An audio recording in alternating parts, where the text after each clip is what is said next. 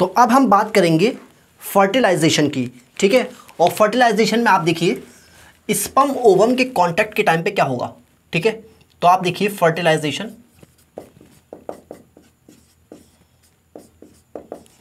और फर्टिलाइजेशन में आप लिखिए कि स्पर्म और ओवम के कांटेक्ट के टाइम पे क्या होगा, स्पर्म ओवम कांटेक्ट, ठीक है। तो ये आप लिखिए, ओके। और ये समझने के लिए हमें समझना होगा पहले दोनों का स्ट्रक्चर, ठीक है।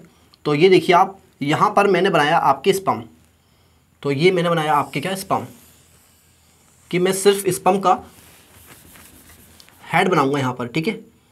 तो बस हमें हेड की रिक्वायरमेंट है, तो मैंने यहाँ पर हेड और नेक और मिडिल पीस बना दिया, ठीक है।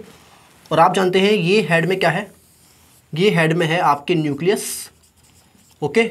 और हेड की टिप पर आपके ये कैप लाइक स्ट्रक्चर होता है, और इस कैप लाइक स्ट्रक्चर को आप क्या बोलते हैं, इसको आप बोलते हैं एक्रोसोम, एक्रोसोम, ठीक है। तो यहाँ तक आपने देखा, तो हेड में जो आपके ऊपर कैप लाइक स्ट्रक्चर है उसको आप बोलते हैं एक्रोसोम, ठीक है। अब आप बात करेंगे आपके सेकेंडरी oocyte की, ठीक है। तो सेकेंडरी oocyte की बात करेंगे, तो यहाँ पर मैंने बनाया आपके सेकेंडरी oocyte, ओके। तो यहाँ पर मैंने बनाया आपके सेकेंडरी oocyte, तो ये आप मान लीजिए सेकेंडरी oocyte का न्यूक्लियस, ओके। और ये आपके सेकेंडरी oocyte का एंडोप्लाज्मिक रेटिकुलम, ठीक है। ER का मतलब क्या है, एंडोप्लाज्मिक रेटिकुलम, और इसमें आपके क्या होता है, कैल्शियम स्टोर होता है, ओके। और आप देखेंगे ये है इसका साइटोप्लाज्म, और साइटोप्लाज्म के अंदर आपको देखने को मिलेगा कुछ इस तरह के ग्रेन्यूल्स, ओके। और इन ग्रेन्यूल्स को आप क्या बोलते हैं, इन ग्रेन्यूल्स को आप बोलते हैं cortical granules, cortical granules, okay. इन ग्रेन्यूल्स को आप क्या बोलते हैं, कॉर्टिकल ग्रेन्यूल्स बोलते हैं आप, ठीक है। अब आप देखिए ध्यान से कि इन कॉर्टिकल ग्रेन्यूल्स के अंदर ये क्या है, तो कॉर्टिकल ग्रेन्यूल्स के अंदर आपके लाइसोसोमल एंजाइम होते हैं, ओके। तो कॉर्टिकल ग्रेन्यूल्स जो कि सेकेंडरी oocyte के साइटोप्लाज्म प्रेजेंट है, उसके अंदर क्या होता है आपके cortical granules contain lysosomal enzyme, lysosomal enzyme,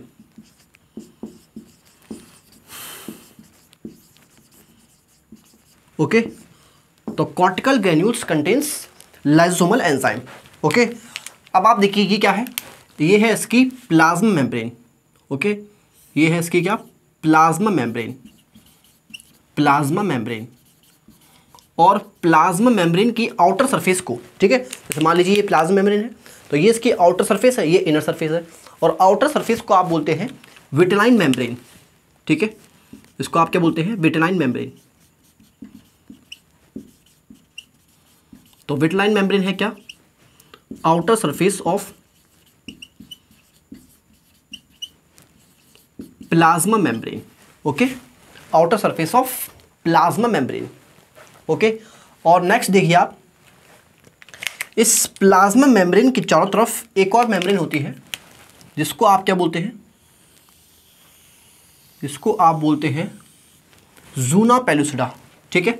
तो ये जो मेम्ब्रेन है, प्लाज्मा मेम्ब्रेन के चारों तरफ जो मेम्ब्रेन है उसको आप क्या बोलते हैं, ज़ूना पेलुसिडा, ओके। और अब आप देखिए प्लाज्मा मेम्ब्रेन या विटेलाइन मेम्ब्रेन के चारों तरफ जो स्पेस है, ठीक है, तो ज़ूना पेलुसिडा और प्लाज्मा मेम्ब्रेन के बीच में जो आपके स्पेस है, ठीक है, या आप कह सकते हैं कि विटेलाइन मेम्ब्रेन के चारों तरफ जो स्पेस है, ठीक है, उस स्पेस को आप क्या बोलते हैं, उस स्पेस को आप बोलते हैं पेरी विटेलाइन स्पेस। पेरी मतलब आपके चारों तरफ, और ये विटेलाइन मेम्ब्रेन के चारों तरफ है, तो इसलिए आप क्या बोलेंगे इसको, पेरी विटेलाइन स्पेस, ओके। तो ये हो गई आपके क्या, पेरी विटेलाइन स्पेस। और अब आप देखिए ज़ूना पेलुसिडा के चारों तरफ जो सेल्स हैं, उन सेल्स को आप क्या बोलते हैं, तो ये जो आपकी सेल्स हैं जूना पेलुसिडा के चारों तरफ, या आप कह सकते हैं सेकेंडरी oocyte के चारों तरफ ये जो आपको सेल दिखाई दे रहे हैं, ये सेल्स हैं आपके, इनको आप बोलते हैं सेल्स ऑफ कोरोना रेडियाटा। ठीक है, और ये हम जानते हैं कि ये ग्रेनुलोसा सेल की मॉडिफिकेशन से बनते हैं। ओके, तो ये ग्रेनुलोसा सेल की मॉडिफिकेशन से ही बनते हैं cells of corona radiata. Okay, ये हैं आपके क्या, cells of corona radiata. Okay, cells of corona radiata. और आप ध्यान से देखिए कि ये कोरोना रेडियाटा के सेल्स आपस में चिपके हुए हैं, आपस में आपके ये चिपके हुए हैं किससे, तो ये चिपके होते हैं आपके हाइलुरोनिक एसिड से। ठीक है, तो हाइलुरोनिक एसिड से ये आपके चिपके हैं।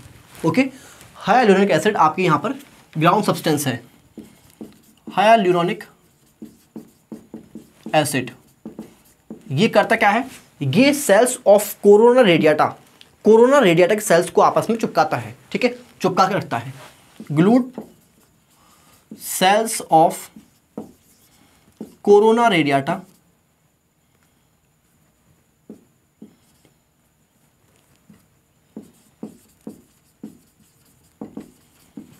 टुगेदर। ठीक है,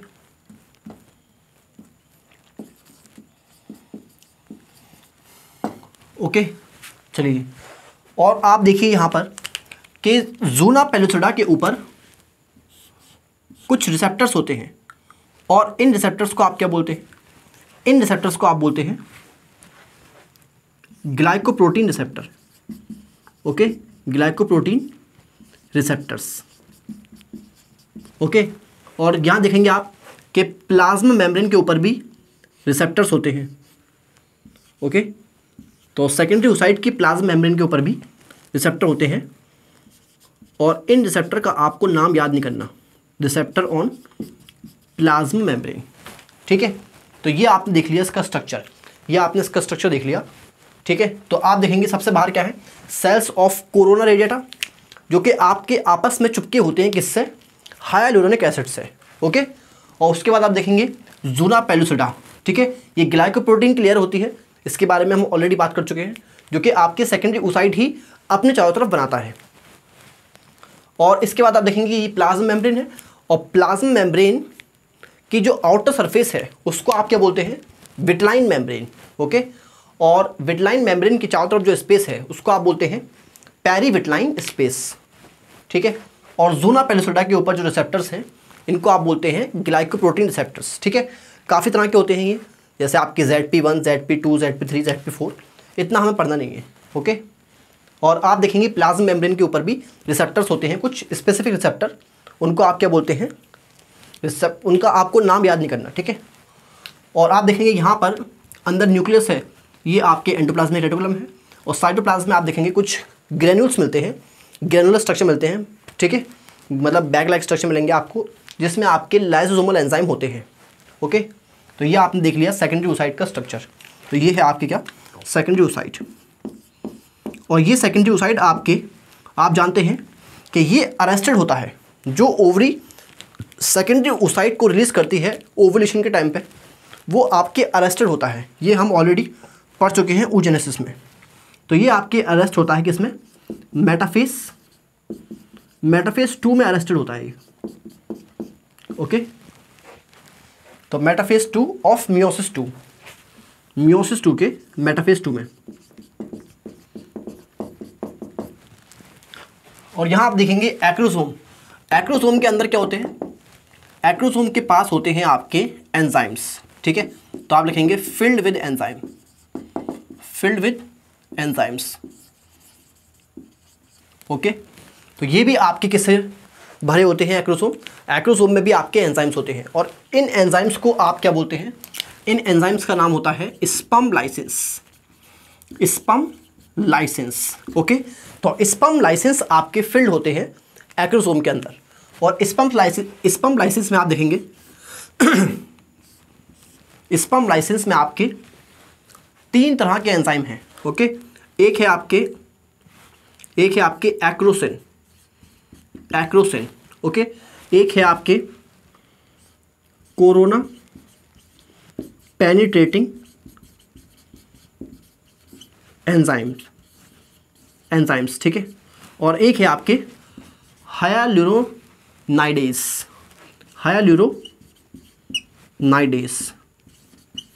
और हायालुरोनाइडेस जैसे आप समझ पा रहे हैं कि ये किसको डाइजेस्ट करेगा, ये डाइजेस्ट करेगा आपके हायालुरोनिक एसिड को। ओके, तो ये आपके किसको डाइजेस्ट करेगा, डाइजेस्ट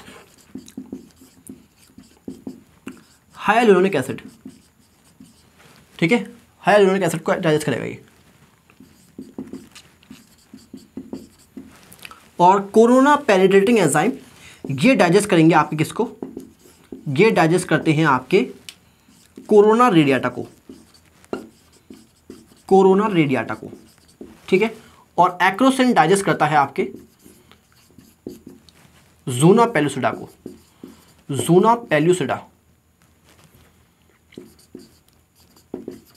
ओके, ठीक है। तो ये आपने देख लिया। अब आप देखिए कि ये आपकी रिएक्शन कब स्टार्ट होगी।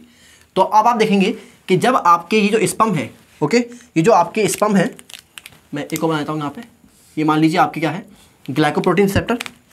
और अब आप जानते हैं कि स्पर्म के ऊपर, मैंने आपको बताया था पहले कि स्पर्म के ऊपर भी कुछ प्रोटीन्स होते हैं, और इन प्रोटीन्स को आप बोलते क्या है, इनका नाम होता है ज़ूना बाइंडिंग प्रोटीन, ओके, इनको आप क्या बोलते हैं, ज़ूना बाइंडिंग प्रोटीन बोलते हैं। तो ज़ूना बाइंडिंग प्रोटीन आपके कहाँ होते हैं, स्पर्म के ऊपर होते हैं। और जब आपके स्पर्म ये मान लीजिए आपके स्पर्म है, जब स्पर्म आपके ओवम से फास्टेस्ट स्पर्म जो होगा आपके, जब ओवम से कांटेक्ट करेगा, ठीक है, तो इसकी जो ज़ूना बाइंडिंग प्रोटीन है, ये आपके किससे जाके बाइंड करेंगे, ग्लाइकोप्रोटीन रिसेप्टर से जाके बाइंड करेंगे, ठीक है। तो जो फास्टेस्ट स्पर्म है, जो सबसे तेज स्पर्म होगा, वो आएगा आपके तेजी से ओवम से कांटेक्ट करेगा, और कांटेक्ट पे आप देखेंगे कि ज़ूना बाइंडिंग प्रोटीन आपके किससे बाइंड कर जाएंगे, ग्लाइकोप्रोटीन रिसेप्टर से जाके बाइंड कर जाएंगे, ठीक है। ओके, तो ये आपने देख लिया। अब इसके बाद देखिए क्या होगा कि इसके बाद आप देखेंगे क्या होगा कि जैसे ही आपके जो ज़ूना पेलुसिडा के ऊपर ग्लाइकोप्रोटीन रिसेप्टर हैं, जब ये उनसे जाके बाइंड करेगा, तो आप देखेंगे कि ये एक्रोसोम में से एंजाइम रिलीज होंगे, और ये एंजाइम आपके एक एक करके इसकी डिफरेंट लेयर्स को डाइजेस्ट करेगा, ठीक है। जैसे आप देखेंगे कोरोना पेनिट्रेटिंग एंजाइम ये डाइजेस्ट करेगा आपके कोरोना रेडिएटा को, ठीक है, और एक्रोसिन डाइजेस्ट करेगा आपके ज़ूना पेलुसिडा को, और हायालुरोनाइडेस करेगा हायालुरोनिक एसिड को, ओके। अब फाइनली आपके स्पर्म का आपके किससे कांटेक्ट होगा, स्पर्म का कांटेक्ट होगा आपके अब प्लाज्मा मेम्ब्रेन से, ठीक है। तो पहले स्पर्म आपके कोरोना रेडिएटा को और हायालुरोनिक एसिड को डाइजेस्ट करेगा, फिर ज़ूना पेलुसिडा उसको डाइजेस्ट करेगा, और अब स्पर्म कांटेक्ट में आएगा किसके, प्लाज्मा मेम्ब्रेन, ठीक है। और इसके ऊपर आप देखेंगे कि प्लाज्मा मेम्ब्रेन के ऊपर भी रिसेप्टर्स हैं, फिर स्पर्म आप देखेंगे इस रिसेप्टर से बाइंड करेगा जा करके, स्पर्म के ऊपर भी कुछ आपके स्पेसिफिक प्रोटीन होते हैं जो कि इन रिसेप्टर से जाके बाइंड करेगा, और फिर आप देखेंगे कि एक और मैकेनिज्म चलेगा, उसको हम लिखेंगे, ठीक है, उसको हम समझेंगे। तो पहले आप यहाँ तक लिखिए, और उसके बाद हम इसको मिटा के लिखेंगे, ओके। चलिए ये आप लिख लीजिए। तो ये आपने यहाँ तक लिख लिया होगा। अब आगे देखते हैं इसको मिटा करके, ठीक है। तो इसको मिटा करके आगे लिखेंगे इसके बारे में। तो ये मैं इसको मिटाता हूँ यहाँ से।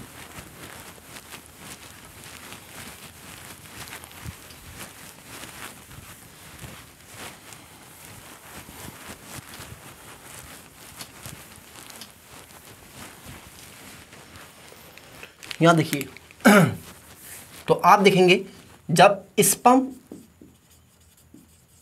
कांटेक्ट विद, ठीक है, तो पहले आपके स्पर्म कांटेक्ट करेगा किससे, ज़ूना पेलुसिडा से, ठीक है। किताब में लिखा है ज़ूना पेलुसिडा, असल में ये ज़ूना पेलुसिडा के ऊपर जो ग्लाइकोप्रोटीन रिसेप्टर्स हैं उनसे बाइंड करेगा, ठीक है। तो कांटेक्ट विथ ज़ूना पेलुसिडा, ज़ूना पेलुसिडा, और आप जानते हैं ज़ूना पेलुसिडा पे क्या, ग्लाइकोप्रोटीन रिसेप्टर, ठीक है, मैंने यहाँ लिख दिया ब्रैकेट में। तो ये पहले आपके ज़ूना पेलुसिडा से जाकर के कांटेक्ट करेगा, ओके। और ज़ूना पेलुसिडा के ऊपर जो ग्लाइकोप्रोटीन रिसेप्टर्स हैं वहाँ पे आपकी जाकर के ये बाइंड करता है, ठीक है। इसके जो इस ज़ूना बाइंडिंग प्रोटीन होते हैं वो जाकर के बाइंड करते हैं। और उसके बाद क्या होगा आपके कि ये स्पर्म के ऊपर, मतलब स्पर्म के हेड के ऊपर जो एक्रोसोम है वो एक्रोसोम अपने एंजाइम्स को रिलीज कर देगा, ओके। तो आप लिखेंगे क्या, acrosome release it's enzyme, okay. और आप जानते हैं एक्रोसोम में क्या है, एक्रोसोम में है आपके कोरोना पेनिट्रेटिंग एंजाइम जो कि डाइजेस्ट करेगा किसको, कोरोना रेडिएटा को। और हाइयालुरोनाइडेज भी है उसमें जो कि आपके डाइजेस्ट करेगा हाइयालुरोनिक एसिड को। उसके बाद उसमें है आपके एक्रोसिन जो कि डाइजेस्ट करेगा किसको, ज़ूना पेलुसिडा को डाइजेस्ट करेगा, ठीक है, ओके। अब इसको आप क्या बोलते हैं, इसको आप बोलते हैं एक्रोसोमल रिएक्शन, ठीक है। इसको आप क्या बोलते हैं, एक्रोसोमल रिएक्शन, ठीक है। अब इसके बाद आप देखेंगे कि यहाँ से कोरोना रेडिएटा डाइजेस्ट हो गई, हाइयालुरोनिक एसिड भी डाइजेस्ट हो गया और ज़ूना पेलुसिडा भी डाइजेस्ट हो गई, ठीक है। अब आपके स्पर्म कांटेक्ट करेगा किससे, प्लाज्मा मेम्ब्रेन से कांटेक्ट करेगा, ठीक है। तो अब आप लिखेंगे क्या, नाउ स्पर्म, ठीक है, इसको मिटाते हैं, इसको मिटा के इधर लिखेंगे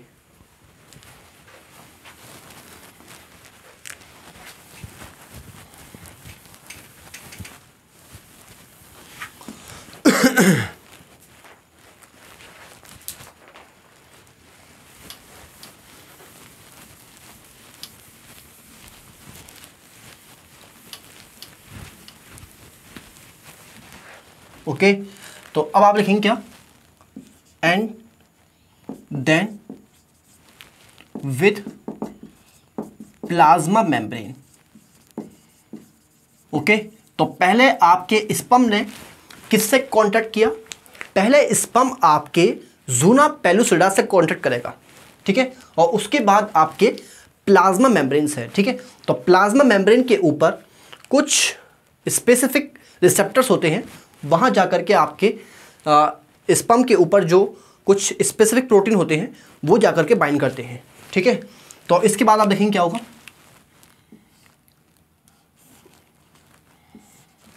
इसके बाद आप देखेंगे कि जैसे ही स्पर्म कांटेक्ट करेगा प्लाज्मा मेम्ब्रेन से तो आप देखेंगे सोडियम का इन्फ्लक्स होगा, sodium influx, okay.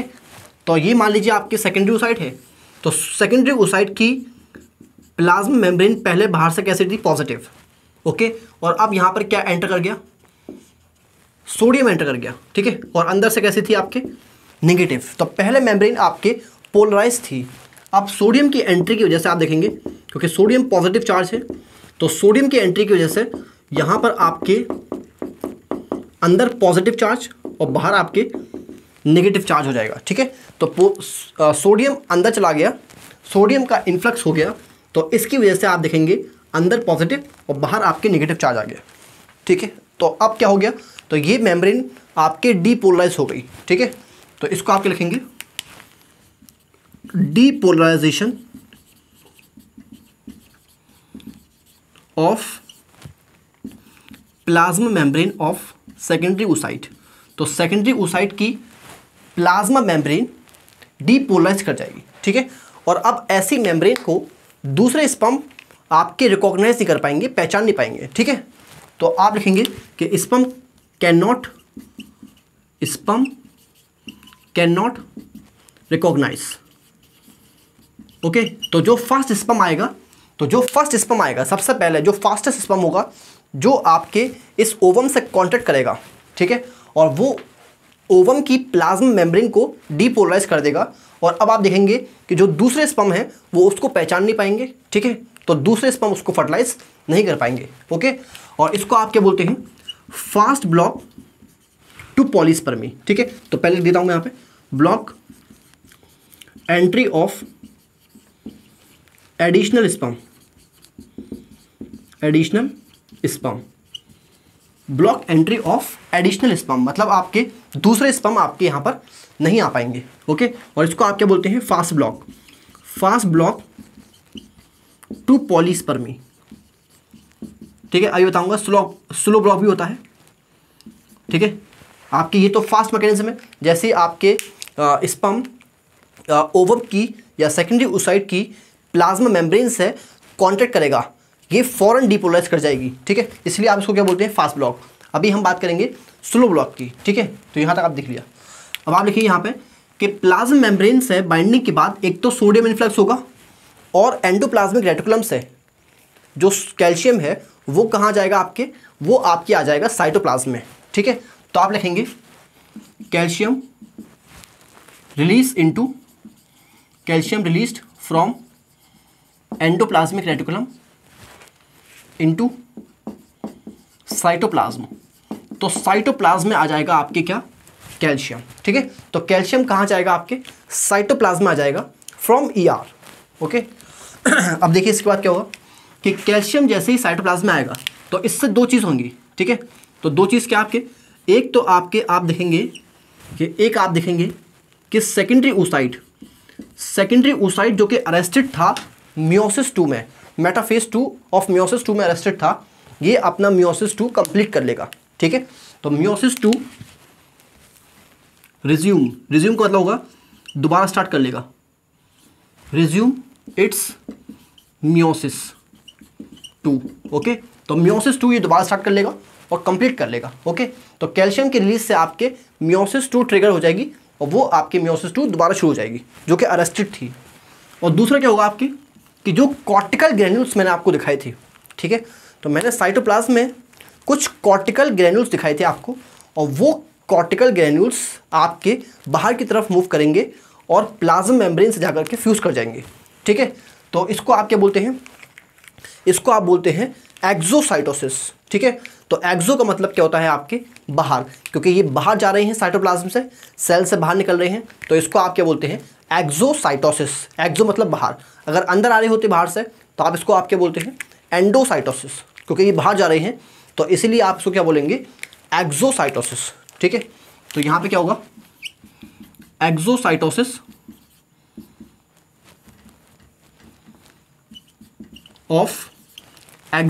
Of cortical granules. Okay, अब ये जो कॉर्टिकल ग्रेन्यूल्स हैं आप जानते हैं चारों तरफ क्या है, ज़ोना पेलुसिडा, और ये है आपके पेरीविटलाइन स्पेस, और ये कॉर्टिकल ग्रेन्यूल्स है।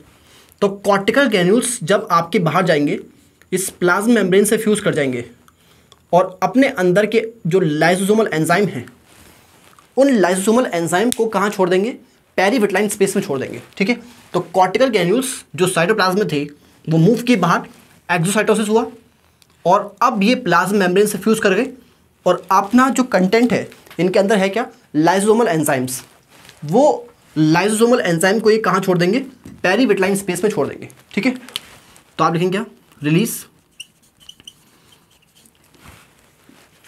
Lysosomal enzyme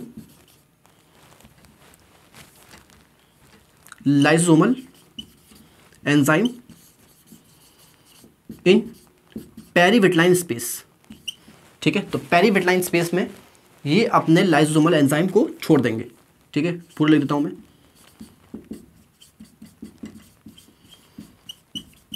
okay. उसके बाद आप देखेंगे कि ये लाइसोसोमल एंजाइम आपके जो ज़ोना के ऊपर ग्लाइकोप्रोटीन रिसेप्टर थे ये उनको डिस्ट्रॉय कर देगा। ठीक है, तो आप लिखेंगे यहाँ पे destroy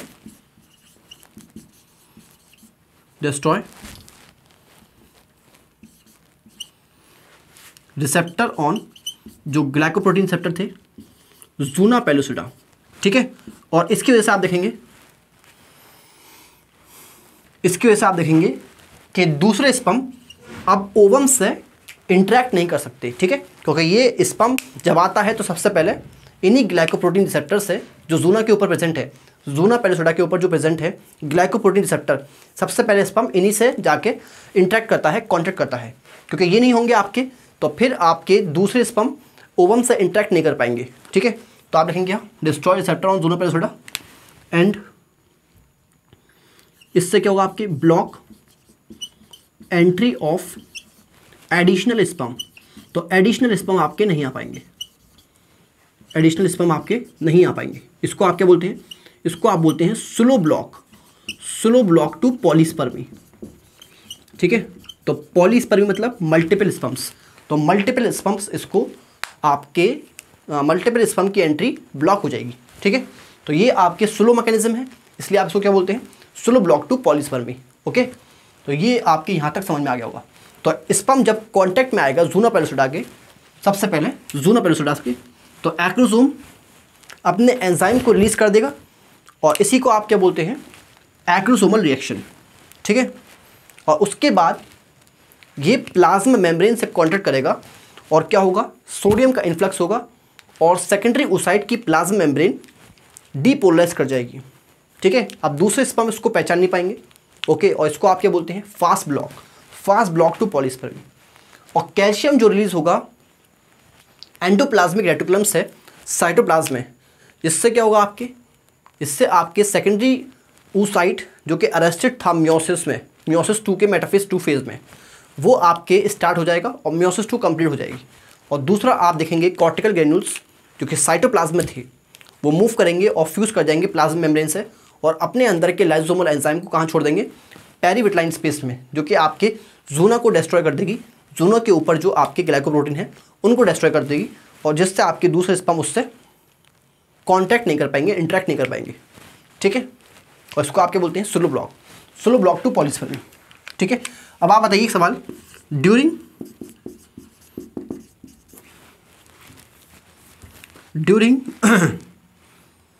sperm ovum contact, sperm ovum contact.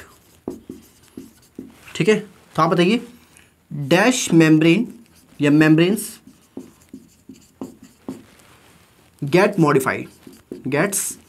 Modified. तो कौन सी मेम्ब्रेन है जो कि आपके मॉडिफाई करेगी, तो आप लिखेंगे ज़ूना पेलिसोडा है या प्लाज्मा मेम्ब्रेन है या दोनों हैं, बताइए, 3 ही ऑप्शन है।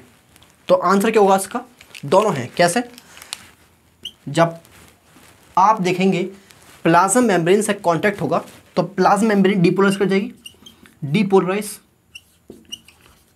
ओके, और दूसरा आप देखेंगे कि जब आपके ज़ूना पेलिसोडा जब पेरीविटलाइन स्पेस के अंदर ये लाइसोसोमल एंजाइम आएंगे तो ये ज़ूना को आपके क्या कर देंगे, ज़ूना को ऊपर जो ग्लाइकोप्रोटीन रिसेप्टर हैं उनको डिस्ट्रॉय कर देंगे। ठीक है, और इसको आप क्या बोलते हैं, इसको आप बोलते हैं ज़ूना हार्डनिंग। ठीक है, क्या बोलते हैं, ज़ूना हार्डनिंग बोलते हैं इसको। ओके, तो ये दोनों ही मेम्ब्रेन मॉडिफाई होती हैं फर्टिलाइजेशन के टाइम पे, स्पर्म ओवम के कॉन्टैक्ट के टाइम पे या फर्टिलाइजेशन के टाइम पर। ठीक है, तो ये आपके यहाँ तक समझ में आ गया होगा। ओके, तो ये आप लिख लीजिए।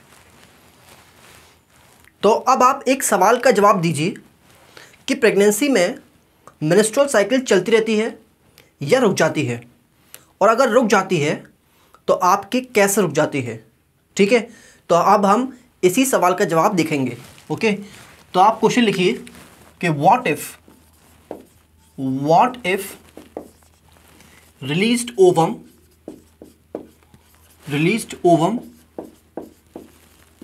गेट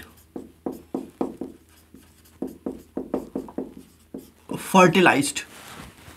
ठीक है, तो क्या होगा कि जो ओवम रिलीज हुआ है ओवरी से वो आपके स्पर्म से फर्टिलाइज हो जाए। ठीक है, यानी कि प्रेगनेंसी में क्या होगा, इन प्रेगनेंसी आप जानते हैं कि वो फर्टिलाइज हो जाएगा तो आपके जाइगोट बनेगा और जाइगोट से आपके एम्ब्रियो बनेगा, यानी कि प्रेगनेंसी हो जाएगी। तो आप लिखेंगे इन प्रेगनेंसी। तो प्रेगनेंसी में आप देखिए क्या होगा, तो आप लिखेंगे यहां पर कि आफ्टर सेक्सुअल इंटरकोर्स के बाद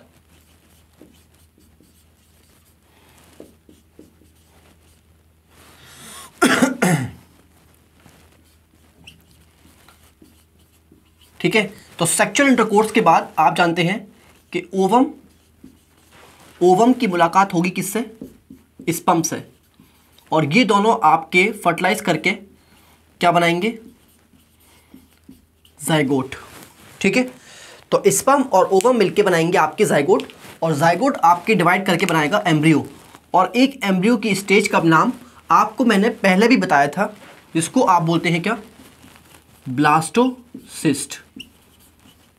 ओके, और ब्लास्टोसिस्ट में आप ध्यान से देखिए कि सेल्स दो तरह से अरेंज होते हैं। तो आप देखेंगे ब्लास्टोसिस्ट में सेल्स दो तरह से अरेंज हैं।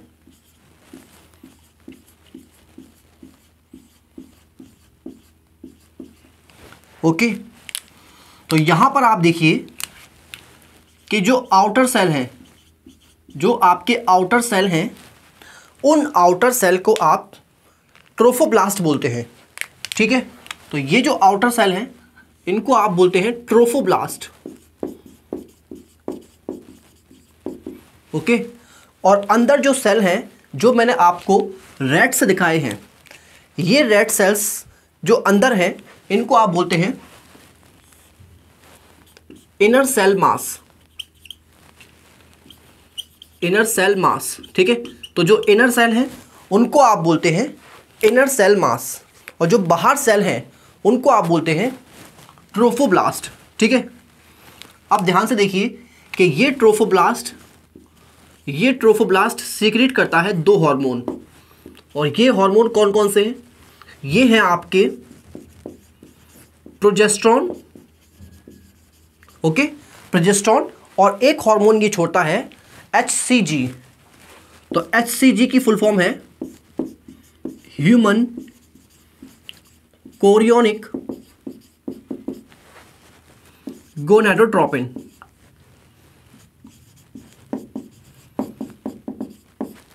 ओके, तो ह्यूमन कोरियोनिक गोनाडोट्रोपिन ये आपके एक हार्मोन है, और आप देखेंगे कि ये हार्मोन बिल्कुल LH की तरह काम करता है, और LH की तरह काम करता है तो ये मेंटेन करता है किसको? Maintain corpus luteum. ये कॉर्पस ल्यूटियम को मेंटेन करता है। ठीक है, तो प्रेगनेंसी में आप देखेंगे कि कॉर्पस ल्यूटियम आपके मरेगा नहीं, डीजनरेट नहीं होगा, वो मेंटेन रहेगा ड्यू टू HCG। ओके, तो ये HCG हार्मोन कॉर्पस ल्यूटियम को मेंटेन करता है। ओके, और यही फीमेल में आप देखेंगे कि ये हार्मोन फीमेल के ब्लड में एब्जॉर्ब हो जाएगा, और ब्लड में एब्जॉर्ब होने के बाद आप देखेंगे कि किडनी इसका रीअब्जॉर्प्शन नहीं करती, तो ये आपके यूरिन में आता है। ठीक है, और यूरिन में आप इसको टेस्ट भी कर सकते हैं, और इसको टेस्ट करके आप प्रेगनेंसी का पता लगा सकते हैं। ठीक है, तो ये आपके प्रेगनेंसी टेस्ट में काम आता है, जिसको आप ग्रेविटा टेस्ट बोलते हैं। ठीक है, ग्रेविटा टेस्ट, तो ये है आपके टेस्ट का नाम, ग्रेविटा टेस्ट। तो ग्रेविटा टेस्ट में आप HCG ही देखते हैं। ठीक है, HCG का ही पता लगाते हैं ग्रेविटा में। ओके, तो यूरिन में अगर HCG आएगा तो आप देखेंगे वो जो आपकी स्ट्रिप होती है उसका कलर चेंज होगा। ठीक है, तो ये आप देखेंगे कि ये प्रेगनेंसी टेस्ट के काम आता है ये हार्मोन, इसको बोलते हैं आप क्या? ग्रेविटा टेस्ट। और दूसरा आप देखेंगे कि ये कॉर्पस ल्यूटियम, और पहले देखिए आप प्रोजेस्टेरॉन के बारे में कि ये जो प्रोजेस्टेरॉन है, ये प्रोजेस्टेरॉन आपके एक तो एंडोमेट्रियम को मेंटेन रखेगा। ठीक है, मेंटेन एंडोमेट्रियम।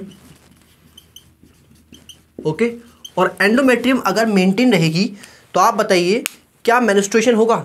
तो एंडोमेट्रियम अगर टूटेगी नहीं, मेंटेन रहेगी, तो एंडोमेट्रियम नहीं टूटेगी तो आपके मेंस्ट्रुएशन यानी कि पीरियड्स भी नहीं आएंगे।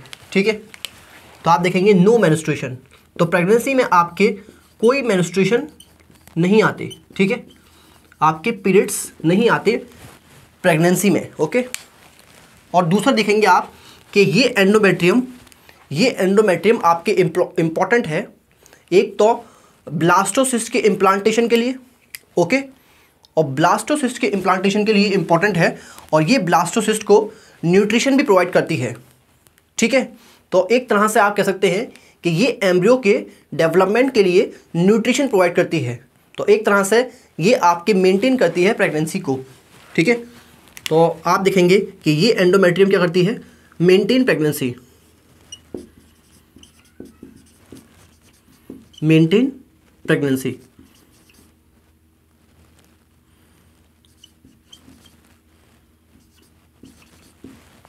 ओके, तो ये आपके सपोर्ट करती है, मेंटेन करती है प्रेगनेंसी को, ठीक है। आप लिख सकते हैं सपोर्ट या मेंटेन प्रेगनेंसी। तो ये आपके एंडोमेट्रियम इंपॉर्टेंट है प्रेगनेंसी को सपोर्ट करने के लिए, ठीक है, क्योंकि ये आपके जो ब्लास्टोसिस्ट है उसको इम्प्लांटेशन के लिए इंपॉर्टेंट है ये, और उसको आपके न्यूट्रिशन भी प्रोवाइड करती है, ठीक है। तो ये एंडोमेट्रियम न्यूट्रिशन प्रोवाइड करती है ब्लास्टोसिस्ट को, यानी कि एम्ब्रियो को, ओके। और इसीलिए आपके ये सपोर्ट करेगी क्या, प्रेगनेंसी को, ठीक है। अब आप देखिए कि ये जो कॉर्पस ल्यूटियम है, और आप जानते हैं कि कॉर्पस ल्यूटियम क्या सीक्रेट करता है, कॉर्पस ल्यूटियम भी छोड़ता है आपके क्या, प्रोजेस्टेरॉन और ईस्ट्रोजन, ओके। तो ये कॉर्पस ल्यूटियम भी आपके क्या छोड़ता है, प्रोजेस्टेरॉन प्लस ईस्ट्रोजन।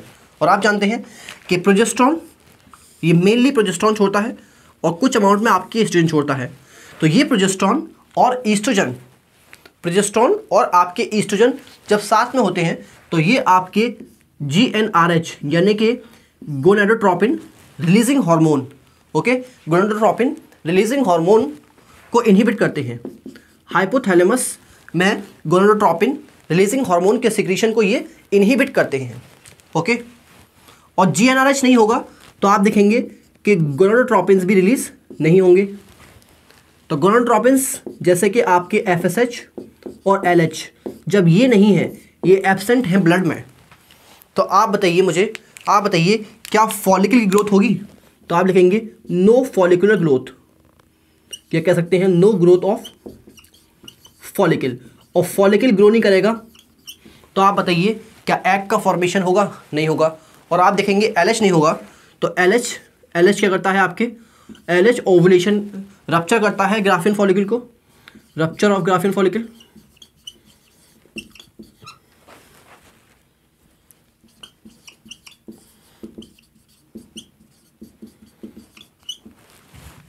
ओके, और अगर LH नहीं होगा तो ग्राफिन फॉलिकल रप्चर नहीं करेगा, और रप्चर नहीं करेगा आपके ग्राफिन फॉलिकल तो आप देखेंगे ओवुलेशन भी नहीं होगा, नो ओवुलेशन। तो आप देख रहे हैं ओवुलेशन नहीं हो रहा, मेंस्ट्रुएशन नहीं हो रहा, तो इसका मतलब ये है कि प्रेगनेंसी में आपके मेंस्ट्रुअल साइकिल रुक जाती है, ओके। तो आप लिखेंगे in pregnancy menstrual cycle stops, okay. तो ये आपके समझ में आ गया होगा। तो मेंस्ट्रुअल साइकिल आपके प्रेगनेंसी में रुक जाती है, स्टॉप हो जाती है, ओके। तो आप याद रखिएगा कि ये जो ट्रोफोब्लास्ट है, जो आउटर सेल हैं, ये सीक्रेट करते हैं प्रोजेस्टेरॉन और HCG, और प्रोजेस्टेरॉन आपके मेंटेन रखता है एंडोमेट्रियम को, ठीक है। और ये एंडोमेट्रियम आपके न्यूट्रिशन प्रोवाइड करती है एम्ब्रियो को, ठीक है। और एम्ब्रियो को न्यूट्रिशन प्रोवाइड करती है तो एक तरह से ये आपकी सपोर्ट करती है प्रेगनेंसी को, ठीक है। तो प्रोजेस्टेरॉन इसीलिए इंपॉर्टेंट है प्रेगनेंसी को सपोर्ट करने के लिए, ओके। और जब ये एंडोमेट्रियम मेंटेन रहेगी तो आप देखेंगे कि मेंस्ट्रुएशन नहीं होगा, ओके। और दूसरा आपके कॉर्पस ल्यूटियम मेंटेन, HCG आपके कॉर्पस ल्यूटियम को मेंटेन रखेगा, और कॉर्पस ल्यूटियम अगर मेंटेन रहेगा तो वो प्रोजेस्टेरॉन ईस्ट्रोजन छोड़ेगा। तो प्रोजेस्टेरॉन ईस्ट्रोजन का जब कॉम्बिनेशन साथ में होता है तो वो आपके GnRH, हाइपोथैलेमस से GnRH के सिक्रीशन को इनहिबिट करता है। और GnRH नहीं होगा आपके तो आपके गोनाडोट्रोपिन्स एब्सेंट, यानी कि FSH और LH नहीं है, और FSH LH नहीं है तो आप देखेंगे कि LH नहीं है तो ओवुलेशन नहीं होगा, यानी कि मेंस्ट्रुअल साइकिल रुक चुकी होगी, ओके। तो ये आपके समझ में आ गया होगा। तो आप लिख सकते हैं कि absence of menstruation, absence of menstruation, ठीक है। तो कोई फीमेल है और वो आपसे आके कह रही है, ठीक है, तो आपके पास एक पेशेंट आया, फीमेल पेशेंट, और आपसे आके कहा कि मुझे आपके मेंस्ट्रुएशन नहीं हो रहा, मेरे पीरियड्स नहीं आ रहे, तो आप कह सकते हैं कि शायद उसको प्रेगनेंसी हो, लेकिन ऐसा ज़रूरी नहीं है, ओके। ज़रूरी हो ये भी हो सकता है आपके कि उसको मेंस्ट्रुएशन दूसरे रीज़न की वजह से नहीं आ रहे हों, जैसे आपके स्ट्रेस, ठीक है, हार्मोनल इम्बैलेंस, ये दूसरे रीज़न भी हो सकते हैं आपके, जिसकी वजह से आपके मेंस्ट्रुएशन रुक जाता है। ठीक है, तो आप लिखेंगे absence of menstruation may indicate pregnancy, may indicate pregnancy. Okay, तो absence of menstruation may indicate pregnancy. Okay, ज़रूरी नहीं है कि प्रेगनेंसी की वजह से ही आपके मेंस्ट्रुएशन यानी कि पीरियड्स रुके हों। तो दूसरे रीज़न क्या हो सकते हैं आपके, अदर रीज़न, अदर रीज़न क्या हो सकते हैं मेंस्ट्रुएशन रुकने के लिए। तो अदर रीज़न में आप लिखेंगे stress, poor health, okay, poor health, और आप देखेंगे क्या, हार्मोनल इम्बैलेंस, हार्मोनल इम्बैलेंस। ये और रीज़न हो सकते हैं जिसकी वजह से आपके मेंस्ट्रुएशन नहीं आते। ओके, तो ज़रूरी नहीं कि प्रेगनेंसी में ही आपके मेंस्ट्रुएशन रुकें। दूसरे रीज़न क्या है, आपकी स्ट्रेस, पुअर हेल्थ या आपके हार्मोनल इम्बैलेंस से भी आपके मेंस्ट्रुएशन रुक सकता है। ठीक है, मेंस्ट्रुअल साइकिल रुक सकती है। तो ये आपकी समझ में आ गया होगा। ओके, और एससीजी याद रखिएगा कि एससीजी ह्यूमन कोरियोनिक गोनाडोट्रोपिन आपके ग्रेविड टेस्ट यानी कि प्रेगनेंसी टेस्ट के लिए ज़रूरी होता है, क्योंकि ये आपके यूरिन में आता है, क्योंकि किडनी इसको एब्जॉर्ब नहीं करती है। चलिए, ये आपने देख लिया। तो अब हम एक और इम्पॉर्टेंट क्वेश्चन देखेंगे। तो ये देखिए आप, मैंने क्या लिखा,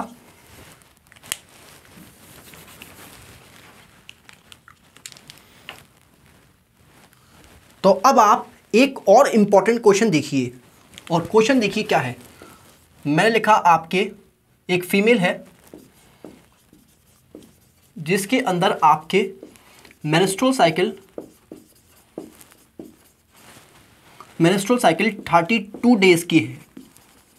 ओके, तो आप बताइए इसके अंदर डे ऑफ ओव्यूलेशन, ओव्यूलेशन का दिन कब होगा, कौन से दिन आपके ओव्यूलेशन होगा। क्या 14th डे पे होगा अब भी, तो आप कहेंगे नहीं। तो देखिए इसको कैसे निकालते हैं।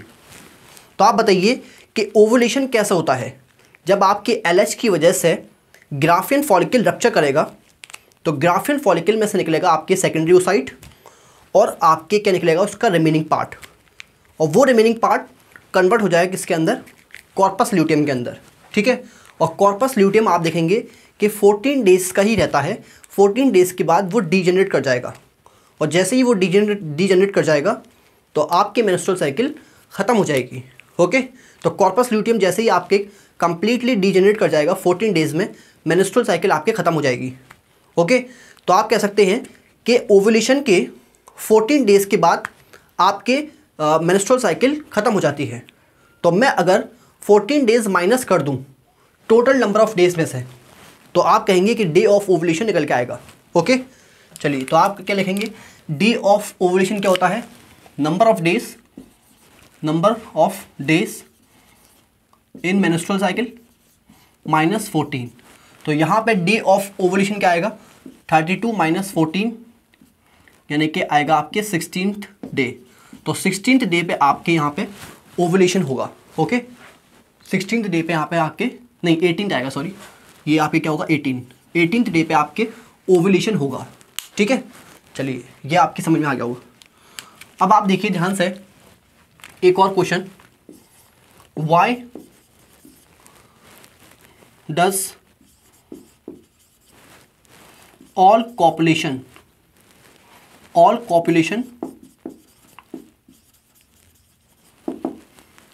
not leads to fertilization and pregnancy ये क्वेश्चन और देखिए कि सारे कॉपुलेशन से फर्टिलाइजेशन और प्रेगनेंसी क्यों नहीं होता। ठीक है, तो ये सवाल है आपके। ओके, तो आप ध्यान से देखिए इस सवाल को कैसे करेंगे। तो जैसे मान लीजिए कि आपके फीमेल के अंदर जो मोस्ट कॉमन मेंस्ट्रुअल साइकिल है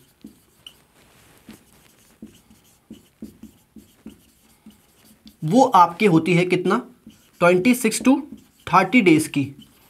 ओके, 26 to 30 डेज़ की ये आपके मेंस्ट्रुअल साइकिल मोस्ट कॉमन होती है। तो अगर मैंने आपसे कहा कि 30 डे की मेंस्ट्रुअल साइकिल है, तो आप कहेंगे कि डे ऑफ ओवुलेशन क्या होगा, डे ऑफ ओवुलेशन होगा आपके 16। और अगर 26 की मेंस्ट्रुअल साइकिल है तो आप कहेंगे कि डे ऑफ ओवुलेशन क्या होगा, ये होगा आपके 12। ओके, तो ये आपके डे ऑफ ओवुलेशन होगा। तो आप देखेंगे यहाँ पर मैंने आपसे कहा कि लाइफ ऑफ ओवम, ओवम की life in female reproductive tract, female reproductive tract में ओवम की लाइफ होती है 1 डे, सिंगल डे, ठीक है, एक दिन तक वो रहता है। तो अगर वो 16 को हुआ है, मतलब 16वें दिन आपके ओवुलेशन हुआ है, ठीक है, तो आप देखेंगे कि 17th डे पे भी आपके ओवम प्रेजेंट होगा। ओके, अगर 16th डे पे ओवुलेशन हुआ है तो आप देखेंगे कि 17th डे पे भी ओवम प्रेजेंट होगा। तो यहाँ से लेकर यहाँ तक आपके ओवम प्रेजेंट होगा, ओवम प्रेजेंट। Okay, mostly. अब आप देखिए ध्यान से देखिए, ध्यान से देखिए आप, मैंने आपसे कहा कि स्पर्म की लाइफ ऑफ स्पर्म की life in female reproductive tract ये कितनी होती है आपके 3 दिन। ओके, तो 3 दिन तक आपके स्पर्म जिंदा रहता है फीमेल रिप्रोडक्टिव ट्रैक में। ओके, और आप देखिए जैसे मान लीजिए 11 और 10 और यहाँ मान लीजिए आपके 9, तो 9th डे पे अगर कॉपुलेशन होता है, तो 9th डे पे अगर कॉपुलेशन होता है, कॉपुलेशन, तो आप देखेंगे कि स्पर्म कब तक मिलेगा आपको, 9th डे, 10th डे और 11th डे। और 11th डे पे आपके वो मर जाएगा, लेकिन एग कब मिलेगा, 12th डे पे। तो इसका मतलब ये है कि कॉपुलेशन नहीं होगा, सॉरी, कॉपुलेशन के बाद भी आपके फर्टिलाइजेशन नहीं होगा, ठीक है। और मान लीजिए कॉपुलेशन हुआ आपके 10th डे पे, तो 10th डे पे स्पर्म प्रेजेंट, 11th डे पे स्पर्म प्रेजेंट और 12th डे पे भी आपके स्पर्म प्रेजेंट, ठीक है। तो इस केस में आप देखेंगे कि कॉपुलेशन से फर्टिलाइजेशन होगा, लेकिन अगर 10th डे से पहले कॉपुलेशन हुआ तो आपकी फर्टिलाइजेशन नहीं होगा, ठीक है। तो आप देखेंगे 10 से लेके 17th डे तक, जब तक आपके ओवम प्रेजेंट है, अगर कॉपुलेशन होता है तो फर्टिलाइजेशन के हाईएस्ट चांसेस हैं, हाईएस्ट चांसेस ऑफ फर्टिलाइजेशन,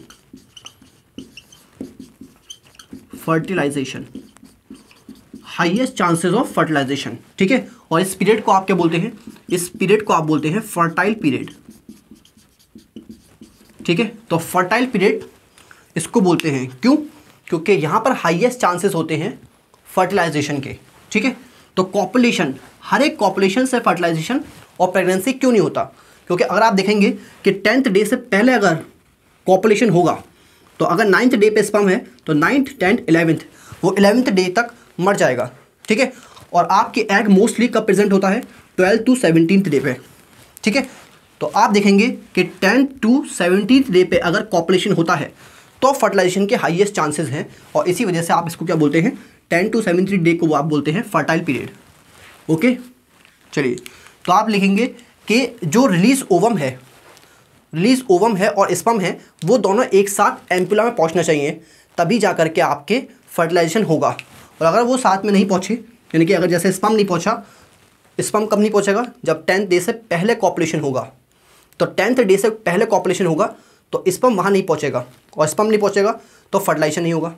और 17th डे के बाद अगर स्पर्म पहुंचेगा तो आपके वहाँ पर ओवम नहीं होगा, ठीक है। तो स्पर्म और ओवम दोनों साथ में प्रेजेंट होना चाहिए एम्पुला में, तब जा करके आपके फर्टिलाइजेशन होगा, ठीक है। तो आप देखेंगे यहाँ पे आंसर क्या लिखूंगा मैं, कि sperm and ovum must be transported to ampulla, साथ में एक साथ, मतलब साइमल्टेनियसली एक साथ आपके ट्रांसपोर्ट होना चाहिए, एक साथ आपके पहुंचना चाहिए, तब जाकर के फर्टिलाइजेशन होगा, वरना फर्टिलाइजेशन नहीं होगा, ठीक है। ओके, तो ये आपकी समझ में आ गया होगा, तो ये आप लिख लीजिए।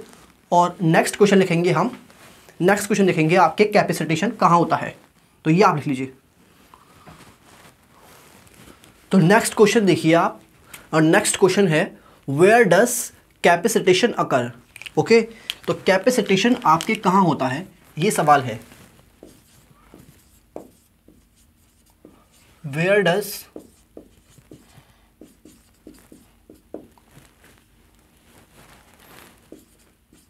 कैपेसिटेशन अकर, ठीक है। तो वेयर डस कैपेसिटेशन अकर, ये क्वेश्चन है। ओके, तो मैंने आपको बताया था कि स्पर्म को अगर ओवम को फर्टिलाइज करना है तो उसके ऊपर कुछ प्रोटीन्स का प्रेजेंट होना इम्पॉर्टेंट है, और वो प्रोटीन आपके एपिडिडाइमिस में बनते हैं और वहीं पर आपके स्पर्म पे अटैच होते हैं, ठीक है। और उसके साथ में कुछ ग्लाइकोप्रोटीन्स भी आते हैं। ओके, तो ये जो प्रोटीन्स हैं आपके, ये इंपॉर्टेंट हैं ओवम को फर्टिलाइज करने के लिए, ओवम से इंटरेक्ट करने के लिए, ठीक है। अगर ये प्रोटीन नहीं होंगे तो स्पर्म आपके ओवम से इंटरेक्ट नहीं कर पाएगा और उसको फर्टिलाइज नहीं कर पाएगा। ओके, तो आप देखिए ध्यान से, मैंने आपको दिखाया ये स्पर्म,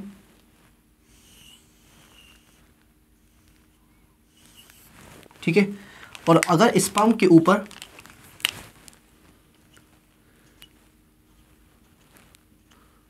ये प्रोटीन्स, जिनका नाम क्या है, ज़ूना बाइंडिंग प्रोटीन,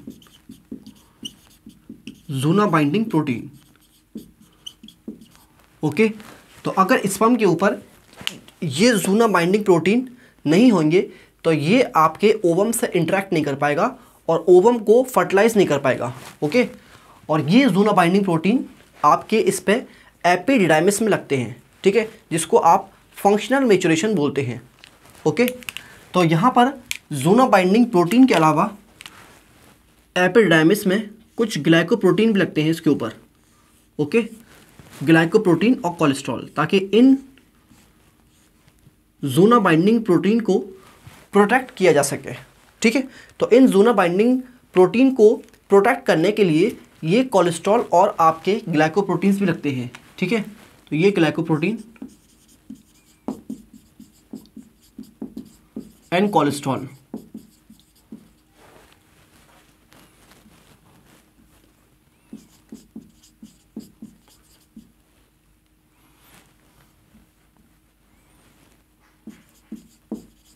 और ये भी आपके एपिडिडाइमिस में ही लगते हैं, ठीक है।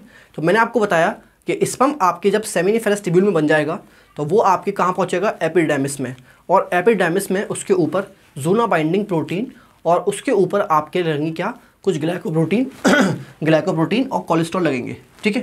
तो अब आप ध्यान से देखिए, इसको आप फंक्शनल मैच्योरेशन बोलते हैं और ये एपिडिडाइमिस में होता है। अब जब तक ये कोलेस्ट्रॉल और ग्लाइकोप्रोटीन इस पर से मैं हटाऊंगा नहीं तो आप देखेंगे कि ज़ूना बाइंडिंग प्रोटीन एक्सपोज नहीं होंगे, और ज़ूना बाइंडिंग प्रोटीन एक्सपोज नहीं करेंगे तो बिना ज़ूना बाइंडिंग प्रोटीन एक्सपोज के बिना आप देखेंगे कि स्पर्म ओवम से इंटरेक्ट नहीं कर पाएगा, ठीक है। तो जब तक ज़ूना बाइंडिंग प्रोटीन एक्सपोज नहीं करेंगे तब तक ये स्पर्म ओवम से इंटरेक्ट नहीं कर पाएगा और उसको फर्टिलाइज नहीं कर पाएगा, ठीक है। तो आप देखेंगे यहाँ पर फीमेल रिप्रोडक्टिव के कुछ सिक्रीशन होते हैं। तो secretion of female reproductive tract, okay. और इन्हीं सिक्रीशन से क्या होता है, यही सिक्रीशन आपके रेस्पॉन्सिबल होते हैं इन ग्लाइकोप्रोटीन और कोलेस्ट्रॉल को रिमूव करने के लिए, और जिससे क्या होगा, आपके ये ज़ूना बाइंडिंग प्रोटीन एक्सपोज हो जाएंगे, ठीक है। ज़ूना बाइंडिंग प्रोटीन एक्सपोज हो जाएंगे और अब ये स्पर्म फंक्शन करने लायक हो गया, ठीक है। ये टोटली फंक्शनल हो गया, ये टोटली फंक्शन हो गया, मतलब अब ये ओवम को फर्टिलाइज कर सकता है, ठीक है। तो इसीलिए आप कहते हैं कि कैपेसिटेशन, ये प्रोसेस क्या है, कैपेसिटेशन। तो कैपेसिटेशन ये आपकी क्या है, ये है final maturation of sperm, final maturation step of sperm,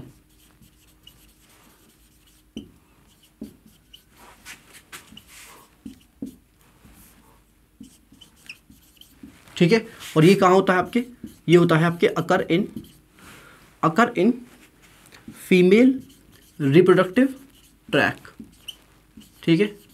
तो फीमेल रिप्रोडक्टिव ट्रैक के सिक्रीशन की वजह से ये कोलेस्ट्रॉल और ग्लाइकोप्रोटीन रिमूव हो जाएंगे और ये जब रिमूव हो जाएंगे तो जूना बाइंडिंग प्रोटीन आपके एक्सपोज कर जाएंगे, और ये एक्सपोज कर गए आपके, तो अब ये स्पर्म इंटरेक्ट कर सकता है ओवम से और उसको फर्टिलाइज कर सकता है, ठीक है।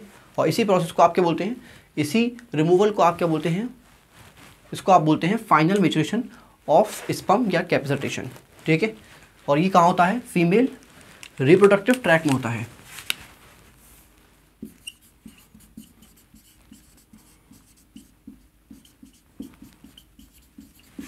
ओके, चलिए ये लिख लीजिए आप, तो ये आपके समझ में आ गया होगा।